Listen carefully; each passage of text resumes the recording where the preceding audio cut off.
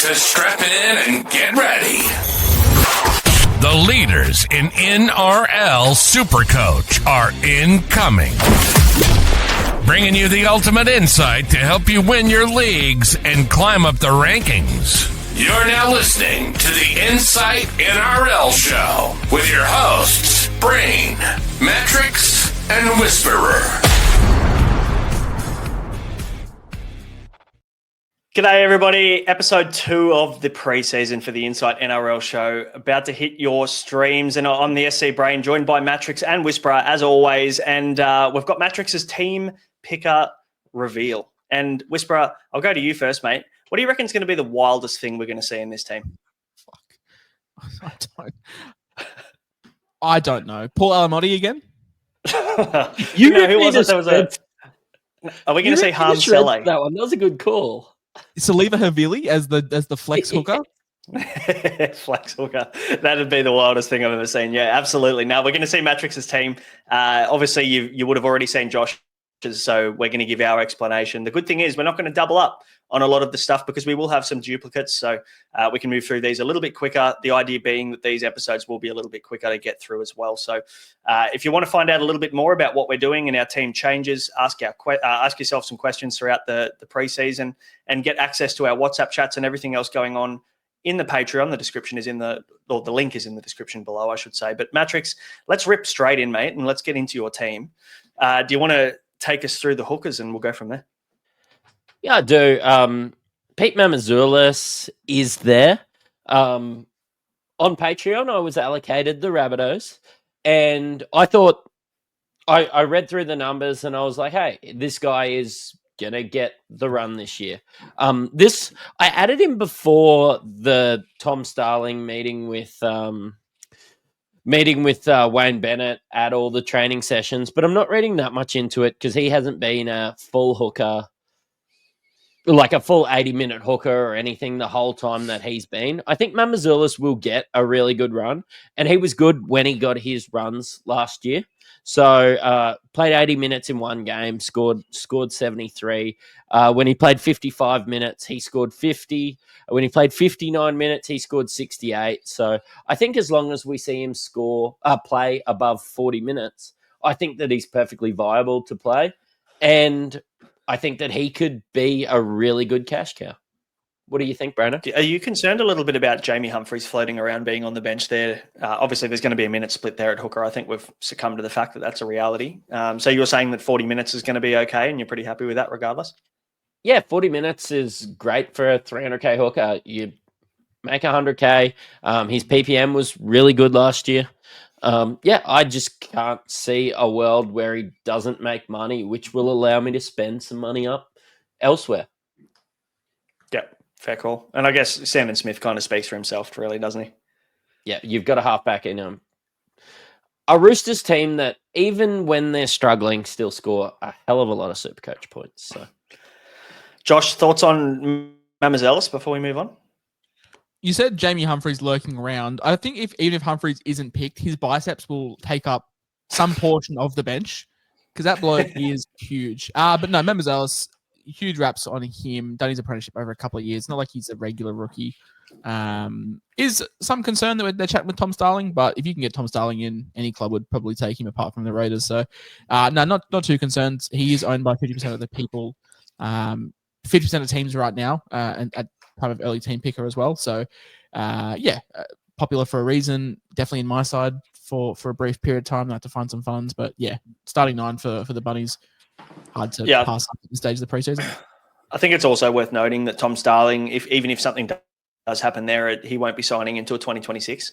So we've got this year that we can kind of lean into Mamazoulis anyway and see where that takes us. But I'd say he's going to be pretty popular come round 1. Matty, what about your front row, mate? How's that looking? Look, Terame is a bit of a giveaway there. One thing that I might find a bit spicy was Braino. I had a look at our rankings. We're doing some draft rankings over on Patreon. Just pretty excited about that since we're big NFL, NBA players between us all, and we all play NRL draft, and I don't think we give it enough credit, but we both had Terrell May as front row forward 1. Now, 597K, I've always thought a lot of money to spend at front row forward. But look, there's guys that are more expensive than Terrell May, and we've got him as the front row forward 1, despite being the 5th highest priced front row forward. Spicy, isn't it? I mean, Josh talked about the stats in the last episode about. Can you regurgitate those? I can regurgitate many stats. Big minutes. But yes, Terrell May over 50 minutes last year, averaged 80.3 points per game. There you go. Fuck, you got to pick him. You just have to. I think there's almost a guarantee he plays more than 50 minutes at the Tigers. Boys, he is not the highest owned front row forward. That's absurd. That is insane. Who is the highest owned? Oh, well, we have a lovely graphic prepared earlier if we want to flick to that we could potentially see.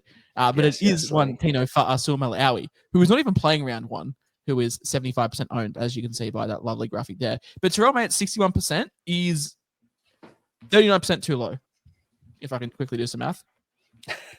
Yeah, that's fair. Yeah, 39% too low. No, I agree. I think everyone should have him to start the season. It's the most no-brainer pick that you will have this year. And who have you got with him? I've got Naf White. Whether you play him at second row forward, like we saw in Josh's team. Is that an old screenshot? Because there's no Sam Hughes as front row forward 2. I don't believe you. Season-long keeper Sam Hughes. I'm just a little worried about a moan joining in there. But trust me, I will find a season-long keeper front row forward from the Bulldogs. I also noticed a lack of Thomas McKaylee on the bench. I didn't have him last year. I had him in fantasy. So remember at the start of the team pick of the first episode, he had Harm Sele in his team picker team. Yes. It was the best. It was the best pre-season pick ever. No, love it. I hope there's one of those guys. I hope there's one of them this year. Yeah, we gave good stats in my episode. I like the pick. I mean, as a front row forward 2 is interesting. I do like the structure. Because I'm not keen on Stefano with a buy in round 2.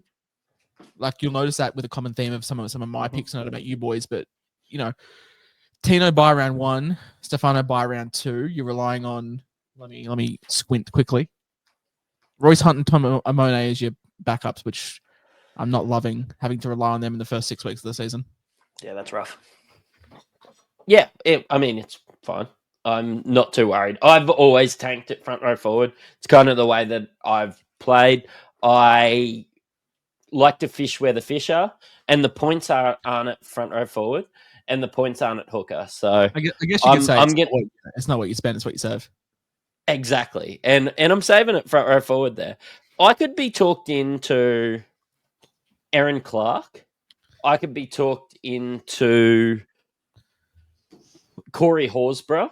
And if I do make a saving, I will probably spend up at front row forward to get a couple of guys. And I consider 300K at front row forward as a little bit of a mid-price guy. Like, I won't ever spend up and get Payne. I've never started the year with Payne Haas. So I won't ever do that. And I'm Payne Haas's biggest fan. But let's just, if I can get somebody up to Aaron Clark, sit it there at front row forward, if he can play 50 minutes a night, priced at a 38 average, he's somebody that I'm really looking at. So 50 minutes a night, there's some Mikal Bridges numbers. Yeah, it is. Bit of Tom Thibodeau behind the. Yeah, love it. All right, where are we going next? We've got 2RF. I mean, good old Rex Hunt and Tom Amone. We don't need to talk about them. No, we covered them. We covered Matty Nicholson a lot on yours as well. I'm high on him. I'm high on anyone. 330K that we don't fully know his role. Anyone just chuck you in. Well, I'll rate you. Yeah, we'll try. Kai Pearce-Paul, I had him for a long time last year, and if we're talking about English forwards, I noticed Josh mentioned all the good ones. Kai Pearce-Paul's still in the league, so I thought I'd mention a bad one. But Matty Nicholson, fine, let's just get him. But some of the more spicier ones from previous podcasts, I've got Tom Gilbert in there. I threw some stats around with Tom Gilbert, and he's been great as long as he's played. Averaged 59 in 2023. Of course, we didn't see him last year. High score of 106. Are we really expecting him to go to those heights? No, but he's priced at a 45. Like, not since 2021 has he scored that low. Do I think that there'll be a teething period? Yes, but this was a guy that was 620K. He's 460K. I think he's still got a huge role in the Dolphins despite how good Max Plath was and everything there. I think they'll just find him a spot in the second row or move Plath. He'll be fine. I was going to ask that. I was thinking, well, where do you reckon he lines up? Because I think he might line up on an edge and they move Felice Kaufusi to more of a middle role. Yeah, and they could, and I'm still okay with him playing there at the edge. I know we haven't seen it, but I would much rather hedge my bets on somebody like Tom Gilbert than a Brendan Piakura because the base has always been there for Tom Gilbert. I know we haven't seen him on the edge as much, but look, I just think that he is a guy that we could see sitting there, and he could touch late 500s in a little bit. Add some stability to my lineup because I am a bit of a punter when it comes to some other positions. So. No, really? No. Anybody got any comments on Tom Gilbert? Yeah, he's played 26 games on an edge, scored 3 tries. Whilst you're explaining the rest of your team, I might try and see if I can find some stats, and then we can revert back to Gilbert on an edge if I can get you something concrete. But yeah, I mean, I like the chat. I do want to hear more about West Tigers superstar John Bateman. Hey, he was shit there. He's been good. You can leave it there if you want. He's been good. He's been good for other teams. I've always. What do you mean other teams? He's been good for one. Yeah, he's been good for one other team. I'm sure he was good in the UK too. There's a bit of a theme. I love Pommy guys just as much as Josh. But look, up there in North Queensland, I hate how much I like the North Queensland Cowboys at the moment, to be honest. I think they signed him before Helam Lukey, and Helam Lukey is injured. Only bodes better for Bateman. It looks like they're accommodating Bateman and moving Nanai to the other side. Look, at 520K, he's never really been that bad. Even when you have a look at his Tigers numbers, like, yes, you guys were super disappointed in him. He still averaged a 53 and he still is priced at value. I can't see a world where he is that bad. And by that bad, I mean as bad as the Tigers. Have SuperCoach added a stat for sideways meters? Because I'll tell you what, John Bateman would be the most owned player if they added that statistic. But in saying that, I agree with you. I think you've hit the nail on the head. Like, sideways meters playing for the worst team in the league. Yeah. So he's gone to a guy that's going to play finals. Like, let's face it, the Cowboys are going to play finals. He's going to be better. He's going to be getting better ball. He might run 4 meters forward instead of sideways. Premiership halfback Chad Townsend's moved on. So that you've got to consider that too. Let's circle back. We do. I've used my little autistic brain for 5 minutes. 2022, Tommy Gilbert played pretty much the whole season on an edge for the Cowboys. In games over 50 minutes, averaged 51 points per game. So definitely some value there. And if you expect him to improve, because that 2022 Cowboys side from memory stunk. I think 2023 was the year they bounced back and made finals. So if we do see improvement for him under Christian Wolf, then 51 points per game at a bare minimum. And that included games, 51 minutes, 50 minutes, 53 minutes. So I've just put 50-minute cap on it. 51 points per game. If we increase it to 65, the average would go up to mid 50s. So definitely 10 points there if you're a buyer of that narrative. Yep. I'm buying into the narrative, and I don't expect him to be highly owned. So you do have to calculate, I suppose, your risks. And I honestly could see myself holding Tom Gilbert nearly the whole year. Maybe he sits there at 550K at the end of the year. And I've saved some trades for elsewhere and just played him when I need him. I've podcasted. This is my 3rd year of NRL podcasting, guys. I just thought I'd shout that out. And do you want to know something that I have worked on a lot? It's pronouncing Tino Fa'asul Malawi. Nice. Yeah. when I started, that was a real struggle for me, and now he's worked his way back into my team. I just think at 530k, I know a lot of people will target him after that early buy. I just want to allow for having him in case some of these other 500k guys that I've got also fire, and then I find myself without him in the lineup. So, of course, he doesn't have the reserve tag on. He's got a bye round one. There was a lot of talk about Regan Campbell-Gillard taking some of those minutes to let him ease himself up to it. But I think even if Tino is easing into it, he covers that, that price of 54 that he's at. Yeah. Yeah. I was less keen 4 days ago until I found out that Regan Campbell-Gillard fucked his shoulder and how he's racing the clock for round 2. So maybe they can't lean on RCG to help Tino, right? Yeah, no, I agree. I think I'm trying to avoid as many. I mean, I don't have any Gold Coast Titans players in my team for this reason. Just trying to avoid that round 1 bye, and then that also gives us a little bit of that extra week from round 3 when we're probably going to be everyone's going to be on the bubble to round 4 when we can go and start to buy Titans players. Like we get a little bit of a look at Tino, and there are still some question marks. Or you're coming back from a pretty serious injury, right? Like he missed the majority of the year last year as well. But the positive is he's had a decent preseason, as far as I'm aware. So, I'm probably going to watch. I think there might be a little bit of risk there and maybe a little bit of a slow uptake for Tino. But again, we said that about Pat Carrigan last year, and he had one of the best ACL comebacks in recent memory. So, the year before last. So, yeah, it's hard to say. Tino's not in my team at the moment, but I can't talk you out of picking him if you're comfortable sitting there round 1. Yeah, and I am comfortable sitting there round 1. Like, I don't want to be a voyeur sitting in the corner watching him pump out 60s round 2 and round 3. I think it's going to be harder to get Tino come round 4 than it is to get rid of him if he stinks it up. So, like, Tino's still going to outscore blokes like Matty Nicholson and Jack Bird and these guys that I will probably be playing in the first couple weeks, even if we consider him stinking it up. So, yeah, I think that it's just a placeholder. I will own him, but I think it's easier to trade Tino come round 4 than it will be to find the funds for Tino come round 4. So, just the way they've structured. Yep, fair enough. You got Jack Bird there? Yeah, I've got Jack Bird there, toyed with Corey Horsburgh. Being a Broncos fan, it's hard to get excited about Jack Bird, to be completely honest. But he looks like he's training the house down.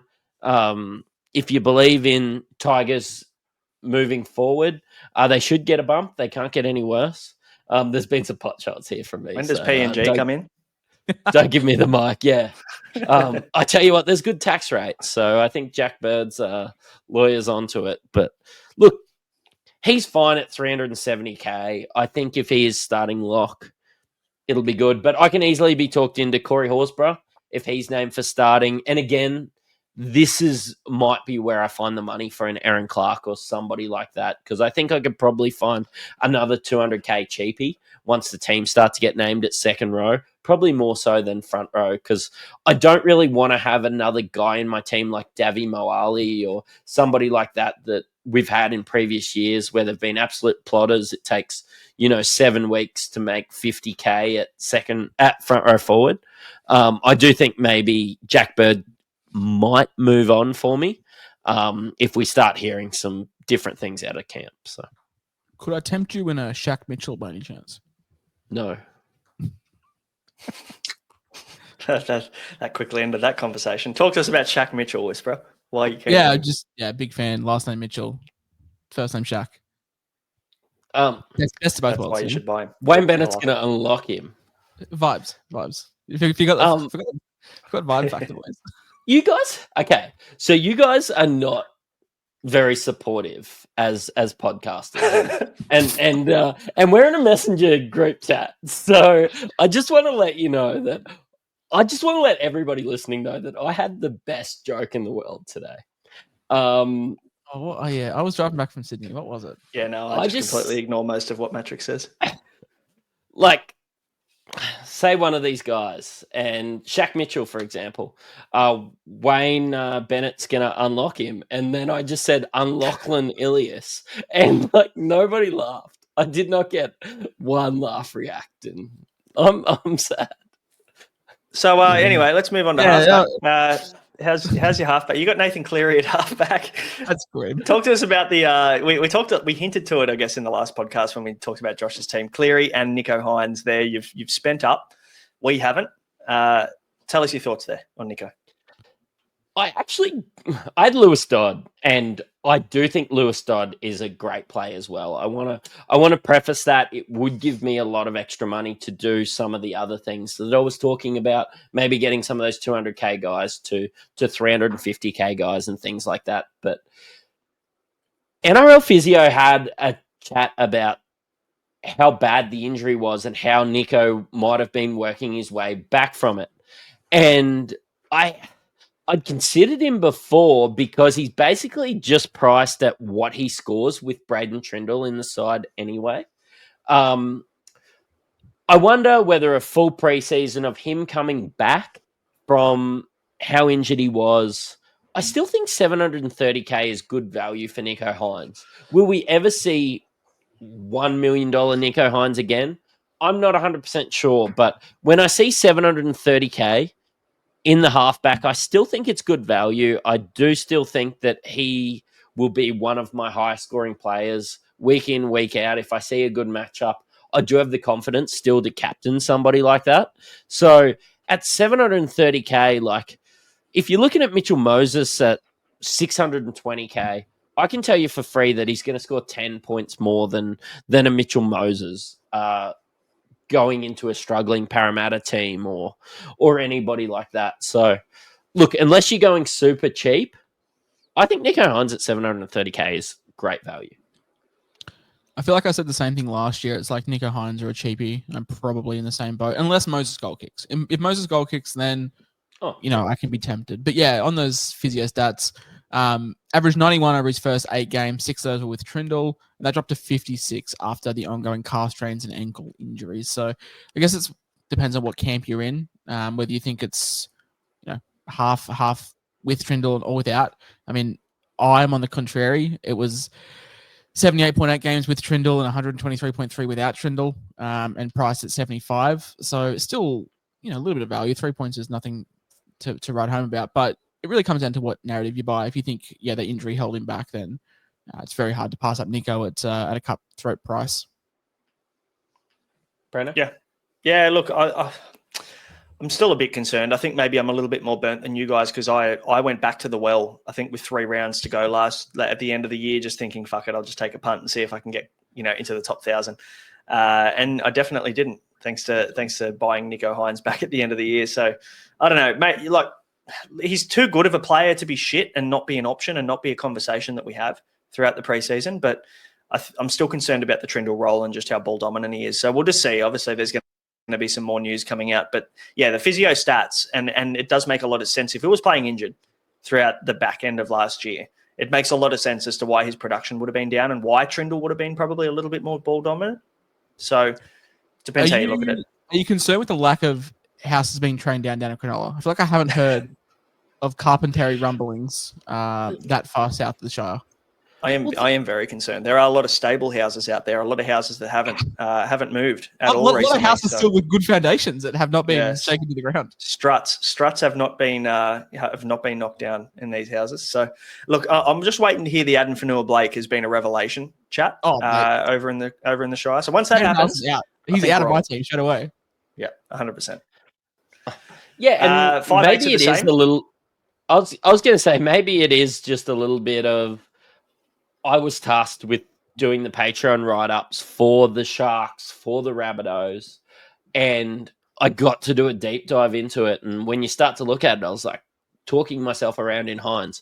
I think Lewis Dodd is a great option if you can spend elsewhere, and maybe I will end up doing that. But look, Nico Hynes. Enough said. Take a bow.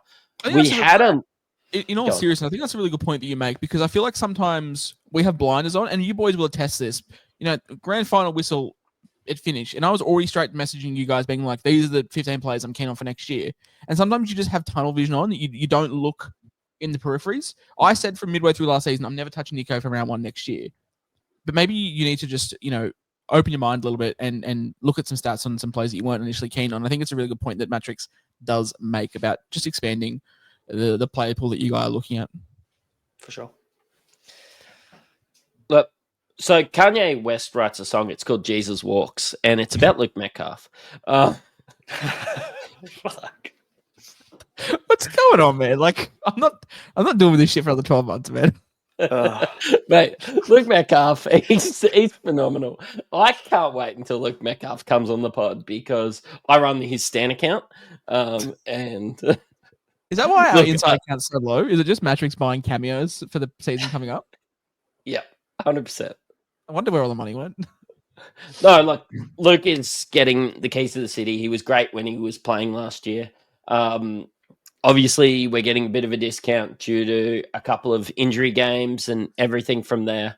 I expect him to get the goal kicking, which I'm excited about as well. I don't think the Warriors are going to be that good with some of the guys departing, SJ, Tohu. There's probably going to be a whole, AFB. not a culture shift, but there's going to be a lot less noise in the locker room from savvy veterans. I don't expect the Warriors to make the 8 this year, but Luke Metcalf should make 100K in my eyes, maybe 150. Fair call. I think you're preaching to the choir for the most part on him. Yep. Luai, you guys touched it a lot in the last pod, but at halfback, his numbers are great. He's basically priced at 5/8 numbers. I've always got him in draft because he's been able to just pump out 60s and not be Supercoach Classic relevant. He's priced at 60s for when he was playing 5/8, playing beside the best guys in the world. He is going to have the keys to the city at West Tigers. I expect Lachlan Galvin. I expect Dream Buller. I expect all these other guys to take a backseat, and Luai will absolutely run the show. I do think Appy might take a touch away from Luai, like just playing with somebody like Mitch Kenny that really just pops in at dummy half and gives the ball to Luai. But Appy creates a little bit, but he's done it before. Look, I think Luai is probably 15 points underpriced at the moment. I mean, 15 points is huge. If you believe that, I don't know whether he's 15 points, but average. That would be exceptional.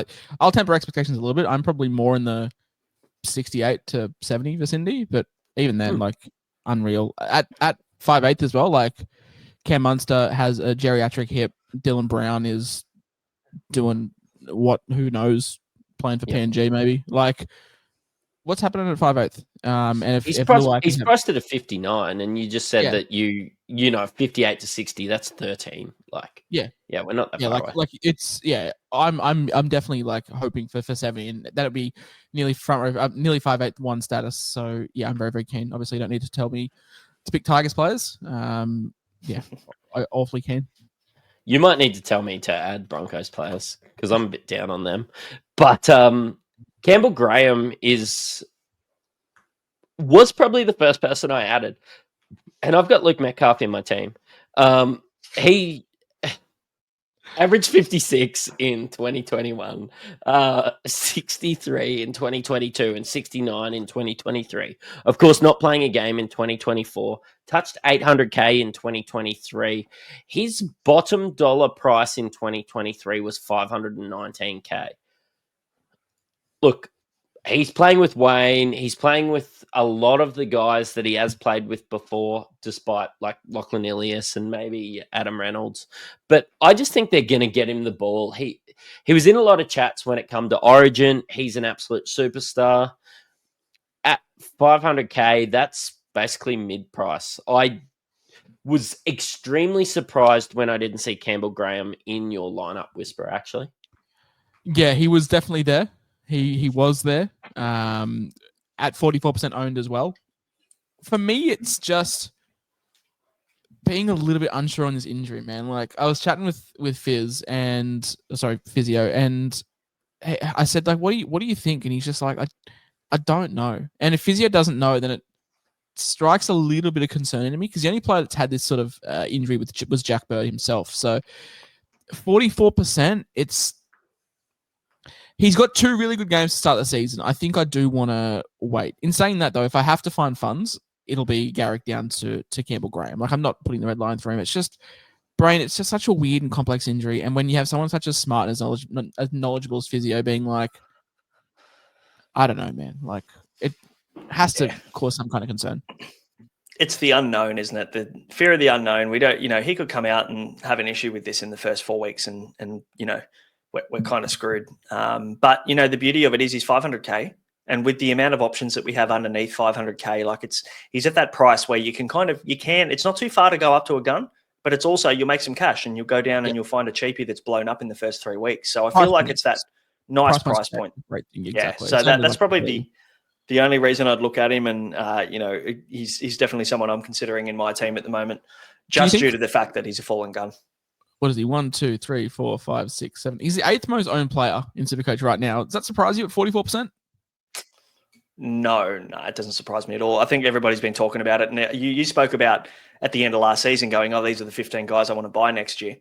Campbell Graham's been on the list since like round 2. Or, we've been thinking, how cheap's Campbell Graham going to be? He obviously gets is it a 20% discount on his price after not playing enough games last year? I think 20 and 25. Like, I'd have to check, but it's minimum 20 is maximum 25. But yeah, I don't know, Mattrix. Like, it's such a weird, complex injury. I was just saying to Brain, like, when someone as knowledgeable, respected, and as educated as NRL physio is just so unsure, it's like, man, I don't know. Like, it's not like he's like Jack Bird price. He's like 380. Where you're like, yeah, okay, we can roll the dice. He's never been bad enough to be priced at a 500, though. No, and I get that, but he's never also had a broken sternum. Like, it's an injury that's only ever happened once in the NRL. Like I said, I'm not ruling him out. He might feature my team round 1 if I have to find funds. It's just not. It's not like a slam dunk pick. It's like if you're seeing someone at 44% owned, normally it's like, oh yeah, let's fist pump, like get it in. You're looking at like Robert Toya 50%. Like, is Campbell Graham more than a 6% worse pick than Toya? I think he is, just based off injury. And Turbo. Like Campbell Graham's higher owned than Turbo, which feels crazy. Dylan Lucas is my next one, and it's just about getting some stability in my centers. Again, a betting man myself, and it's just the way that I tried to structure it. I think that we have a better opportunity of getting more cheapy centers, and Dylan Lucas, like by all reports, training the house down. There is a lack of houses here in Newcastle. Can confirm. Yeah, and look, played a lot of 80-minute games last year, scored really well. We were all excited about Kai Pearce-Paul, so looking at the other side, the only concern is he's got centre wing eligibility because he does get moved to the centres if there's an injury, because he's mobile and everything like that, and he scores quite poorly in the centres. But if he can lock down a second row forward spot, I think Frizzell.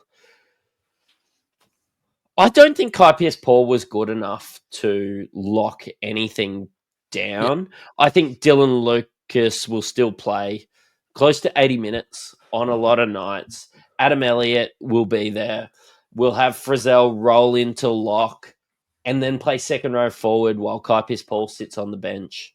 That's just the way that I see it, and I think that he's a try scorer. We saw him hit 100 last year. He had a base of 48. He's priced at a 62. I hope Newcastle gets better. I hope they sort out their fucking half situation. But yeah, I'm high on Dylan Lucas. I was very fortunate to write our Patreon exclusive write-up for the Knights. Link in the description. Sign up for all of our consensus rankings. And if we want to flick to the graphic on screen, Mr. Brain, we can see that base power. Dylan Lucas is a very, very handy second, which includes games at centre. Dylan Lucas averaged 63 points per game last season, Mattrix. But if you look at 80-minute games on the edge, that balloons to 71 points per game, which is, I think, the 4th or 5th best 2RF in the game. So, yeah, it's not 10 points of value, but far out. If he's playing 80, he's getting 71 points per game, then that's pretty unreal. And as you can see there, second on the old BP metric, just behind Brain's love child from the preseason last year. And that does include games at centre where his BP was much lower. Hard to argue with that. No, I'm super high on him. I do think that you should find a way to play him at centre wing.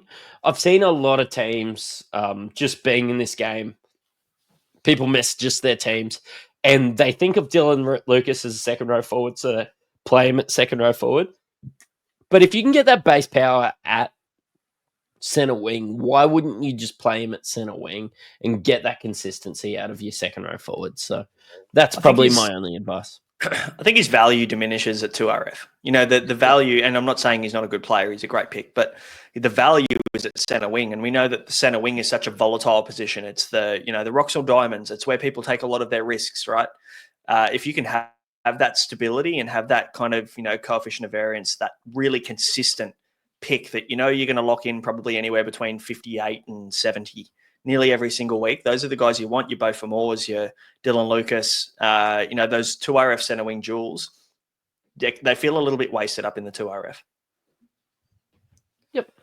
Who else we got, mate? Mate, Jesse Arthurs. Didn't you say 5 minutes ago I need to tell you to pick more Broncos, but you picked... Yeah, I'm just trying to find the Leave Studio button. Yeah. I don't know where it is. Insert pen in the bin GIF. No. To be completely honest, like, Whisperer talked so much about Brennan Piakura and then talked about Madge coming in and had all these... Don't turn it on me.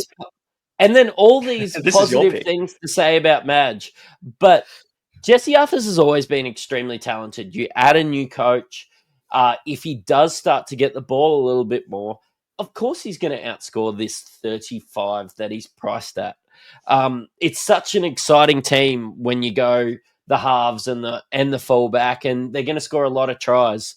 They don't have Corey Oates in the top 30 anymore. He's not even playing footy anymore. So there's not going to be all these question marks all the time. You don't have Herbie Farnworth hogging the ball. Look, Jesse Arthurs just could find himself with more ball just by a changing of the guard here at the Broncos. And that was more what I was looking at. Is he outside Stags on that right-hand side?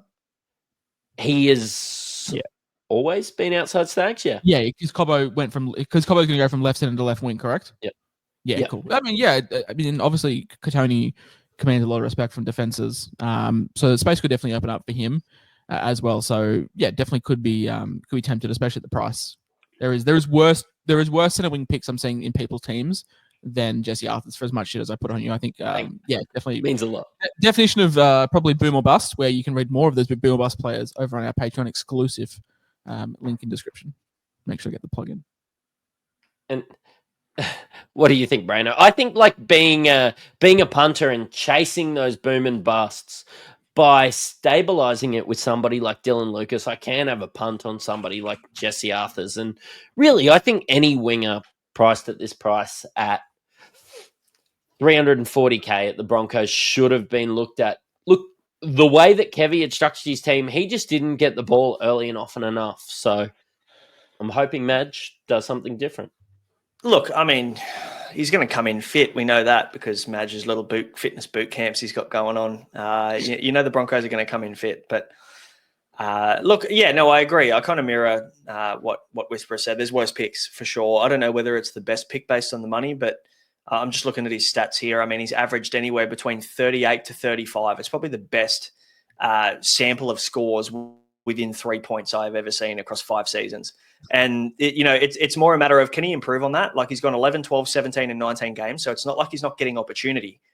He's been the same guy for 4 seasons, 5 seasons straight, like between 34 and 38 point average season on season from 2020. But he's played for one coach. Yeah, that's fair. I guess you've got to really back in Madge and think that Madge is going to give you 5 to 10 points of difference for a Jesse Arthurs, in this year alone. If you think that, I sure. will give you credit and say it is a better pick than Harm Saleh. I can't Can't argue with that. Love it. Billy Smith, Purdue, Tamale, Robert Toya. We don't really need to chat about it too much. Control C, Control V for all 3 of our teams. Pretty much. Yeah, 100%. I expected our fullbacks to be all the same. and we haven't done Braino's team yet, but I believe that there's one or two guys that carry across among all our teams, but it is a little bit mixed up. I've got Kalyn Ponga. Kalyn Ponga has burnt me in the past, but he's also carried me in the past. I am a little worried about the halfback situation, but I do think even if they go down a rookie halfback, there's been chatter about Fletcher Sharp and things like that, whether that be halfback or 5'8" or whatever. In the halves, if they go with a rookie, I do think if I was a rookie at Newcastle, I would just get the ball to Kalyn Ponga. And look, whether it be strength of schedule related, whether it be price related, $790K is still value when it comes to Kalyn Ponga. So he will be in my team regardless. Tom Trebojevic, we pointed out how well he scores at 4 Pines Park. I've actually got him as my captain at the moment. Maybe a little bit of a safe captain because I'm expecting an 85 to 95 from Turbo. Dare I say, while he's healthy, he is probably one of the most injury-prone guys in the league. But Ryan Papenhuyzen, so he is the 15th highest-priced fullback at the moment. And I just think that he is a lot better than most of those guys. I think if you asked me any other year, if you can get Ryan Papenhuyzen for $600K, would you own him? Well, yes, I certainly would. He was a guy that in 2023 was $950K. I believe he was still working his way back in from injury towards the back end of last year. So I think a full preseason coming in, I think Ryan Papenhuyzen could reach that $800K again. And I think he's the cheapest of the ultra primo fullbacks, and I will own him because of that. Are you worried about having such a key position scoring 0 points in round 2? It's not like a Tino where you can like stomach the 0 in round 1. It's like fullback is fullback. Like, are you happy to forgo that in round 2? Yeah, I kind of am, and maybe it's because of the flex position. I think that we will see one of these guys that I don't play, whether it be from center wing or second row forward, score really well. And there's somebody that I will want to play because we're going to be watching all the preseason games and we're going to be seeing some of these guys. And I'm going to have to sit somebody that I'm going to want to play anyway. And yeah, while not having the upside of a Ryan Papenhuyzen, he's the same money as a Dylan Lucas, which I just said I would be fine if he scores a 60. So I think if we start to see somebody at the second row forward scoring 55 in their first game that I wasn't playing, I think I'm just going to be completely fine with sitting Ryan Papenhuyzen in round 2. That's right. So I posed the question. Yeah, like even reserve-wise, I'm sitting Tino round 1. I just sit. So yeah, so Pat comes out, Tino comes in. Basically, it's the exact same 17. Yeah, exactly. The only concern is the lack of goal kicking. Obviously, when he was 950K or whatever it was, he was goal kicking for the Storm. He won't be doing that this year with Nick Meaney in the team. So you probably have to allow for that maybe 5 to 8 point drop on what we would expect from him if he was kicking goals. Yeah, and like I kind of said, like that's still 850K. You take out the goal kicking. I am allowing for a drop-off from his prime seasons. Like, I think everybody in here and everybody listening to the podcast would love to see prime Ryan Papenhuyzen back. But if he just fits in his role and plays well, I think Bellamy will work this puzzle piece in. And, yeah, I have full faith that we will see 800K Ryan Papenhuyzen at some stage again in the next couple of years. So I hope you're right. It's a wide net, mate. You've got a couple of years. It's a wide net. I need him this year. That's what I need. Yeah. So that's my team. So yeah, still going primo all at fullback, going primo at halfback, having to sacrifice definitely in my hookers, in my front row forwards. But that's allowing for that. If I had to make a change, I had a lot of chat about, working in somebody like Aaron Clark and Corey Horsburgh and maybe getting another really good center wing. And yeah, look, Jesse Arthurs probably is the one to go. and we probably focused on that because it was super pottish. But if I move Nico Hynes down to a Lewis Dodd, I would be able to do all that.